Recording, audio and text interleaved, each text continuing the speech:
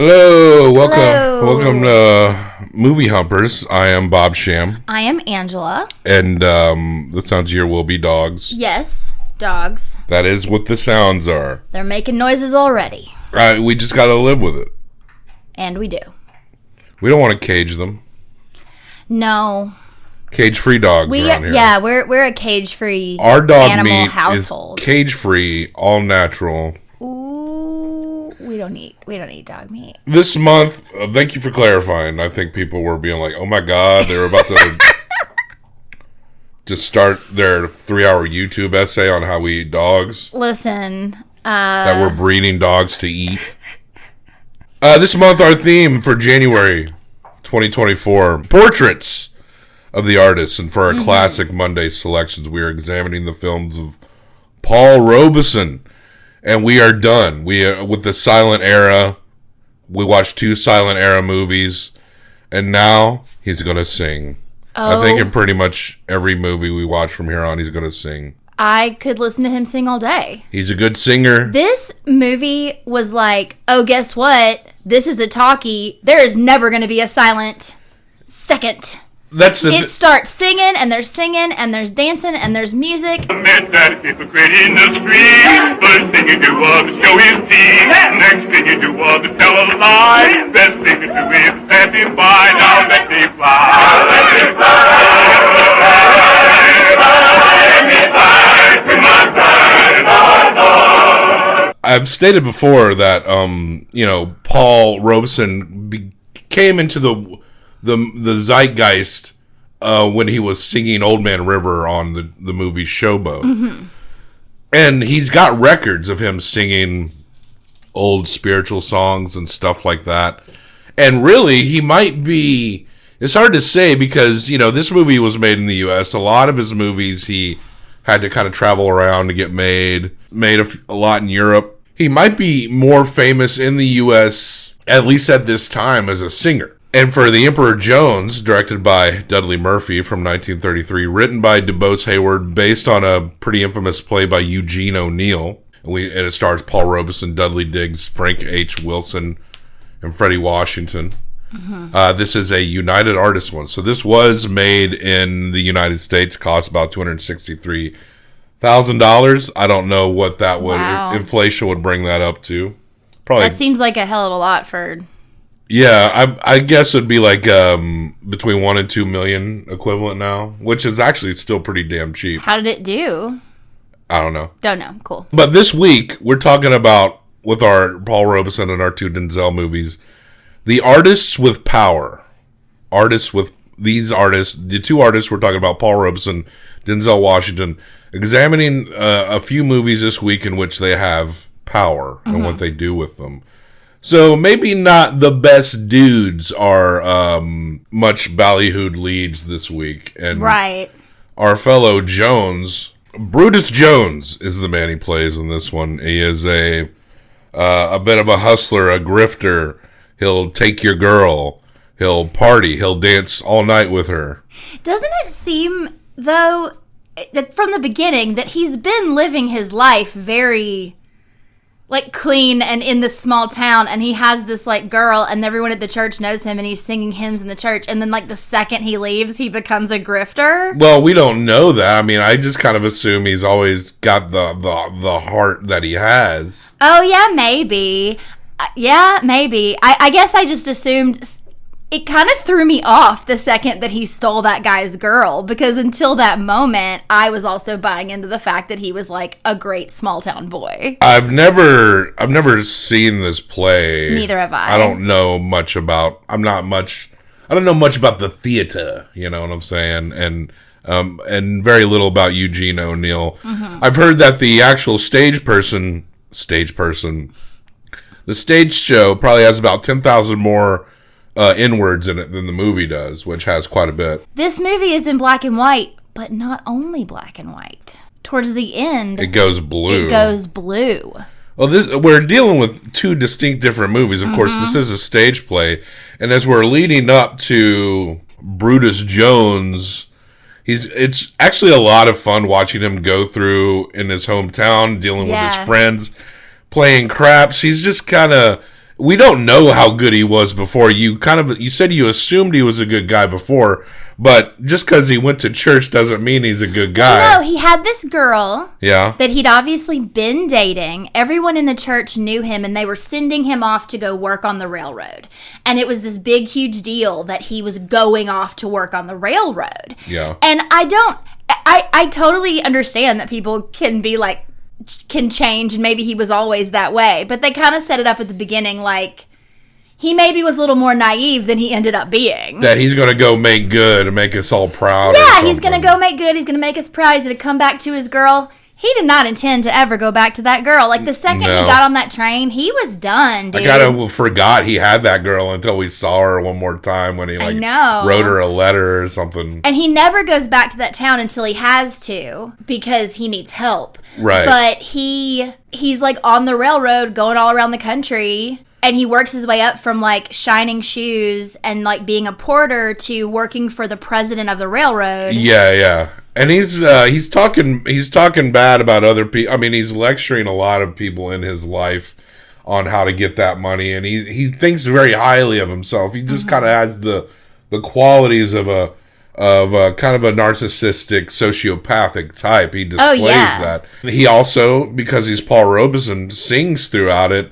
And it really is kind of the best parts of the movie. It is. When he's, like, singing. We've only seen him in silent films. We've only seen him do these, like, soft expressions. In our first silent film, he played a really nice guy and a really bad guy. Mostly the bad guy. And in the second movie, he was the lead in it because he was the most famous guy in it. He was kind of flat compared to, like, what all was going on in there. Yes, and there were, huge scenes without him. This movie... He is there 1,000% of the time. And so we're hearing him talk, we're hearing his voice, and we hear him sing. This movie's kind of a soft musical, you could kind of say. Yeah, it's a musical in the way the best musicals are, where the music is not just random. It's because you're in a club, or because you're in a church, or because you're, singing on the Chain Gang. But you're not like, how are you doing, Bobby? Like, I hate that. A good friend of his is very trusting with him at first. He pretty much takes his girl immediately, but then they have it out at a craps game where they're tussling with a knife, and Brutus ends up stabbing the man to death with his own knife, and then he's got to run. And there's a part where a policeman's walking in after he's taken off, and the body's just laying in the club, and the woman who owns the club is singing. And everyone is just pretending like nothing happened while this dead body is just right in the middle. So they're hunting him down, and they finally do catch up to him. And that's when he has to work on busting rocks on a chain gang. Yeah, and that's one of my favorite songs, I feel like, just because it's just him. There ain't no hammer that's on his mountain that rings like mine. That rings like mine. None but this rock boy from here to Macon, all the way to the jail, boy. Yes, back to the jail. He's busting these rocks. That's like the instrument. That's like the beat to his song, and it's very powerful. And he ends up killing one of the foremen. Yeah, because this is actually interesting, because in this moment, he turns it into beneficial for himself, but he is actually trying to help someone else. Like, the foreman calls him over and is like, open up this porta potty, or whatever it is called. And he's like, open up this door, and he opens it up, and this man falls out, and then the warden guy is going to beat... He tells him, you have to beat him. Wake him up. Well, if I lay my hands on that boy, the Lord will strike me dead. Won't take orders, eh?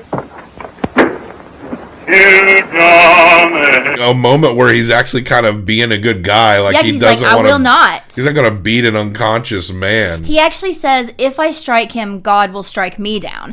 And so the warden's like, well, I'll do it myself. And he picks up a shovel. And whacks him over the head. And kills him and sneaks away. And that death we justify.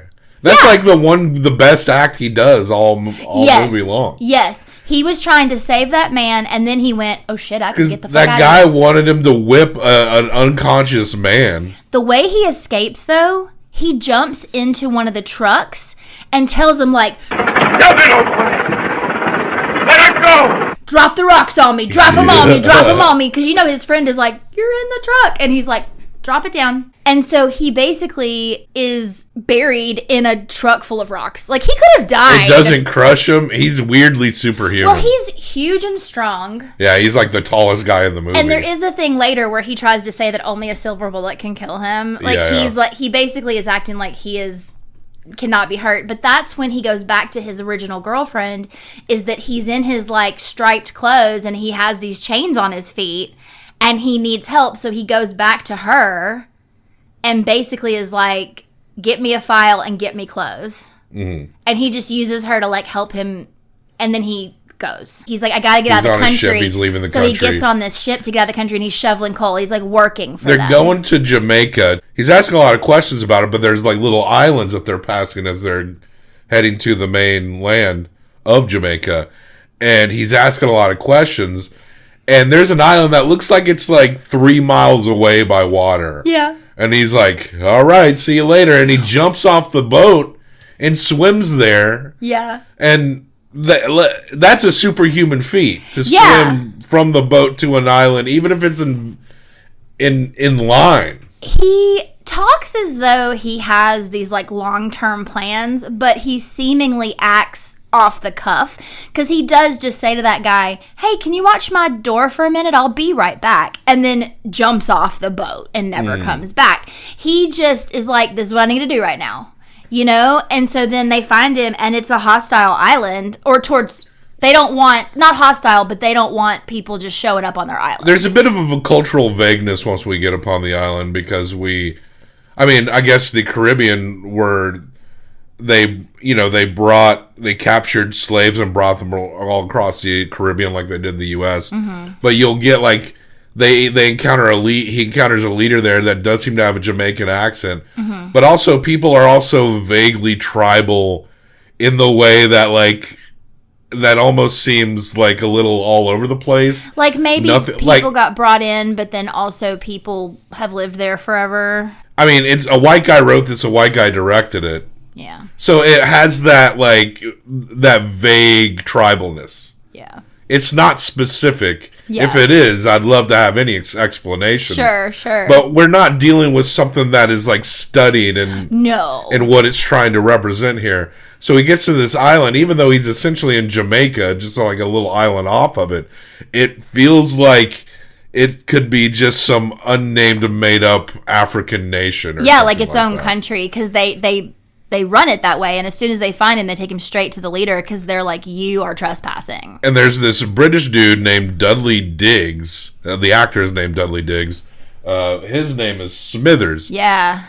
Who he kind of befriends and becomes business partners with. Well, Smithers buys him. He buys him, but he ain't going to be his guy. So I think, in a weird way, Smithers kind of admires his ingenuity, his gumption. Yeah, and he blackmails him to be partners. He basically is like, I'm going to take all your business, Unless I see my name on that sign. Yeah. So, and then finally Brutus Jones, he goes up to take over the court, this little mini monarchy that's on this island. And the guy who's ruling tells his dude to go shoot him. Fire again! Empty your gun! Don't you all know I've got a charm? Takes a silver bullet to kill Brutus Jones.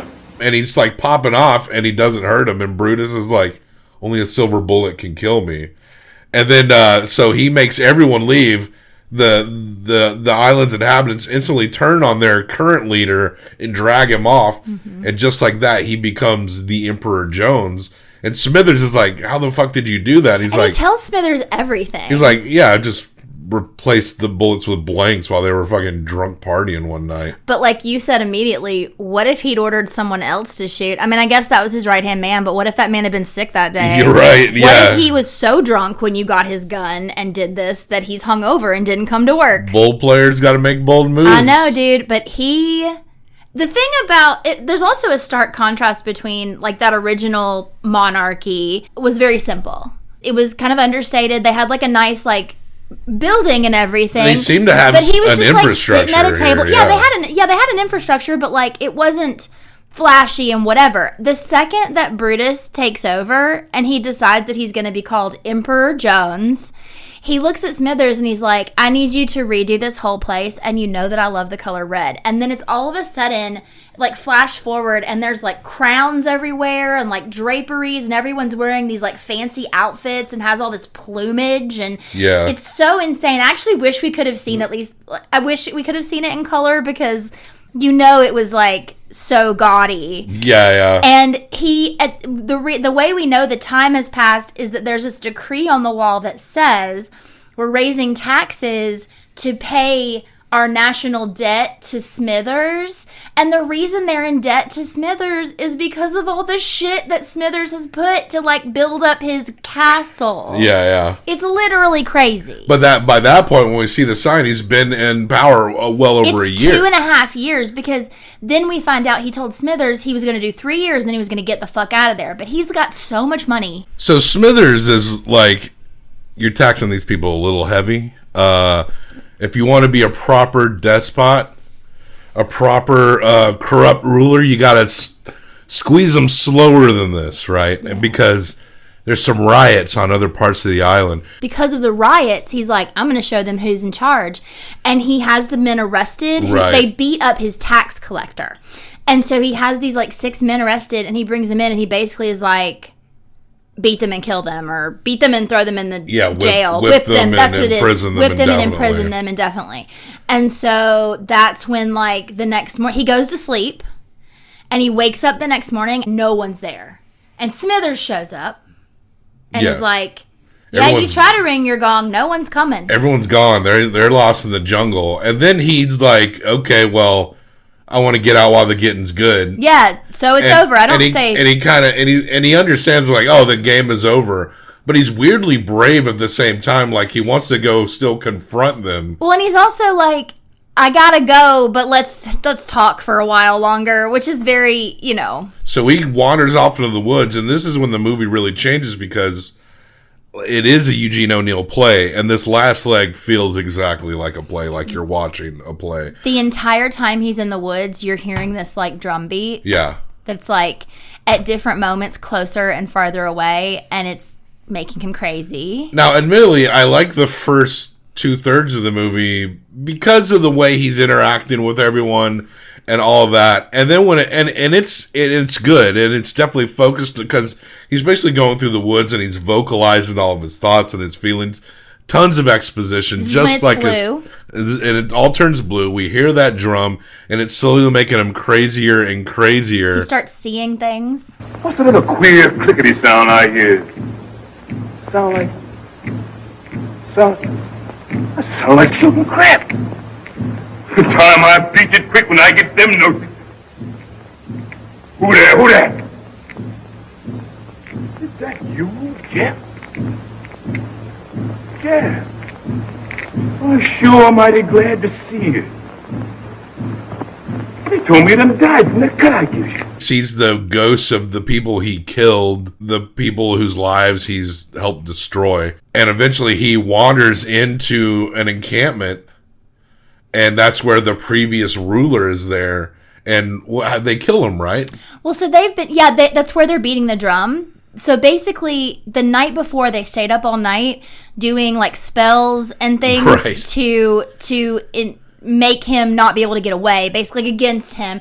And so they had gone to this like clearing where they're beating this drum, and Smithers is there like, y'all are not going to look for him. They're like, he will come to us. Here. He will come to us. And so I don't remember the old ruler being there, but it was like all of his former subjects are there, and that he shows up.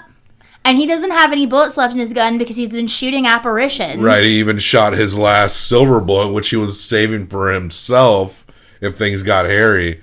But he wanders upon... But yeah, it's implied that the drum, and they were utilizing some kind of ritual magic or something. And that he was just like walking circles around the forest. At one point, he knew he might have to escape through the forest. So he had saved himself some food under a rock. But it's a rock in a forest and it's nighttime, and he's like gets all disoriented, not knowing where he is or where to find his food. Yeah. And then he loses his mind. And he stumbles upon and he gets killed, and that's when we leave the movie with him like sprawled out, and that's the end of the Emperor Jones. Paul Robeson, a man who knew how to acquire power, but maybe not so great at keeping it. Mm-hmm. And so an interesting study. I mean, this play, I don't know shit about Eugene O'Neill. And this crafty and very capable and smart guy who can grab onto power, but of course it undoes him, takes advantage of a society. Society is just kind of outweights him, and then it fucks him up with their own machinations. Mm-hmm. So it's like a cool little story, and it's good to finally hear Paul Robeson sing, because I think he's going to sing in all the movies, probably. I hope up to the we got 2 more after this, and they're talkies as well. So pretty good movie. Not bad at all. But I will say it felt so distinctly different by the time he was alone in the woods. It was like a whole different movie. Like the performance was good, but it just felt like I had to kind of readjust stylistically. It truly felt like it turned into a play all of a sudden. I really reveled in his human interactions. So it is just kind of, it drags a little, no doubt, but still a decent movie. So you're going to give this 1 through 5. I'm going to give this 1 through 5 combined for best out of 10. I think this is a 3 for me. I'm going to go with 3.5. Okay. So that's a 6.5. I've been hitting a lot of 6s this month. All right, now let me show it to you. You're right here at the 6.5s in league with Oliver Twist, the Roman Polanski version, Pillow Talk, Superman 2, and Halloween 2. It's as good as those movies. We got more Bad Boys. Denzel also will be showing some power this week. Yeah. We'll be talking about American Gangster on Wednesday. So stay tuned for that. In the meantime, check the show notes for links and other places to find us. What do you think about this Paul Robeson fella? Are you liking it? You can find all these movies we've discussed so far online, easy. They're so old that they are practically public domain. Like, you can just find them. So, and I'll put a link in the show notes if you want to watch this particular movie. So subscribe, leave a comment, a correction, a fun fact, whatever you choose. And in the meantime, we're still sticking with thoughts and prayers right now. Yes. Okay. Thoughts and prayers to our haters. Ain't no hammer on this mountain, babe, ring like mine, babe, ring like mine. This old hammer ring like silver, say, ring like silver. I